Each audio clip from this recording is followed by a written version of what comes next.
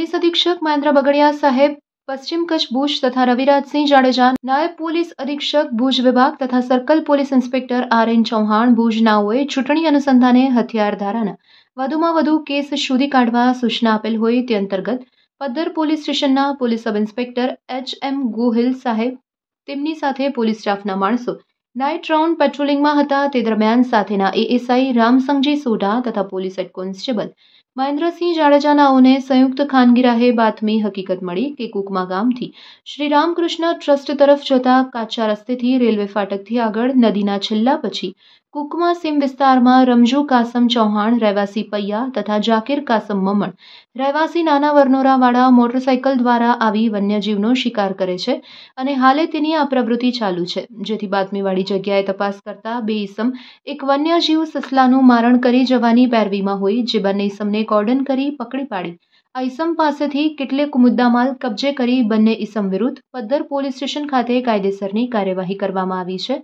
તેમજ મારણ કરેલ વન્યજીવ એક સસલા બાબતે આગળની કાર્યવાહી કરવા ભુજ દક્ષિણ રેન્જ નાઓને અલાયદી યાદી પાઠવવામાં આવી છે. પકડાયેલ આરોપી રમજુ ઉર્ફે બાબુ ઉર્ફે રખાલિયો કાસમ હુસેન ચૌહાણ અને જાકીર કાસમ મમણ છે, જેની પાસેથી હાથ બનાવટની સિંગલ બેરલ દેશી બંદૂક એક કિંમત ₹1,000, દારૂગોળો તથા નાના મોટા છરા, છરી તથા ચપ્પુ, રોકડ ₹12,000, બે મોબાઈલ ફોન કિંમત ₹10,000 અને મોટરસાયકલ કિંમત ₹25,000 એમ કુલ 48,000નો મુદ્દામાલ કબજે કરવામાં આવ્યો છે. તો બંને આરોપીનો ગુનાહિત ઇતિહાસ પણ રહેલો છે. આ સમગ્ર કામગીરીમાં પદ્ધર પોલીસ સ્ટેશનના સ્ટાફના માણસો જોડાયા હતા.